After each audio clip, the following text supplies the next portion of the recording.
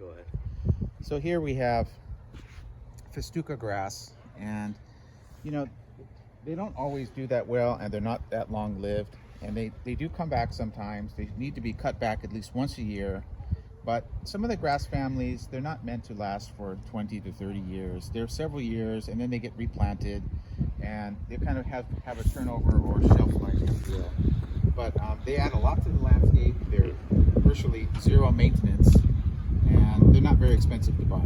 Are they drought resistant? Very drought resistant. Okay, so technically these are probably alive, surviving. They're just not thriving. Yeah, the roots there may be irrigation issues here, and as with anything, you're dealing with living things, and it's not 100% survival rate. And gardens take a lot of care. The more ornate and complicated they are, the more care they take. That rises up costs for gardening and for maintenance. So that's where we're at with these. So here we have agave plants, and there's a lot of members in the agave family, and an aloe is the cousin to the agave. They look very similar. Usually you can tell the difference because aloe will have a thicker, more juicy type of leaf, and the agave will have a thinner, flatter type of leaf.